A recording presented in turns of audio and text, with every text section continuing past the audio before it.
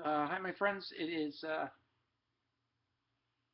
Saturday, August 8th, and when I was in the hospital, I made friends with a patient down the hallway named Vinny.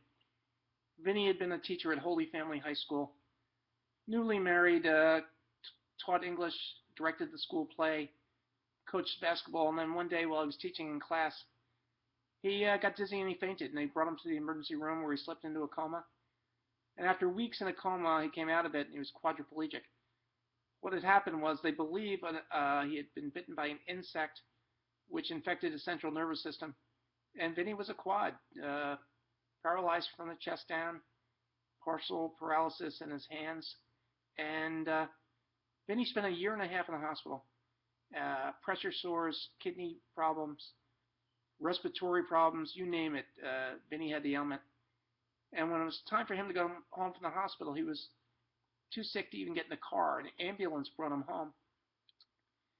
And his young bride, Anne, put a hospital bed in the living room. They put Vinny in that bed, and he stayed there for the next 25 years.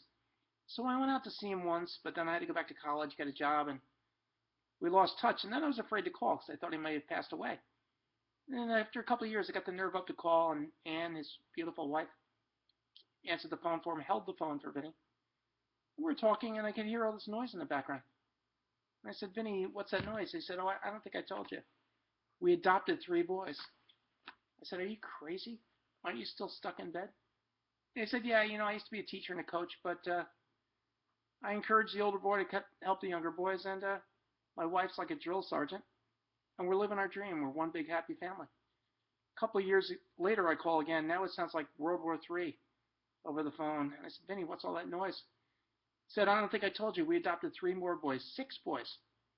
And Vinny did his best to raise them from his bed.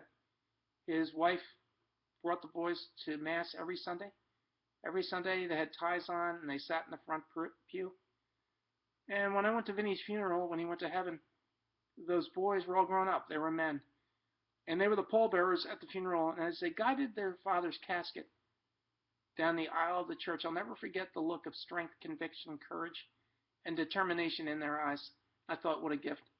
What a gift these boys will be to the world because of the gift they received from their courageous parents. In the gospel today, Jesus says, if you have the faith of a mustard seed, you can move mountains. Today, let's emulate.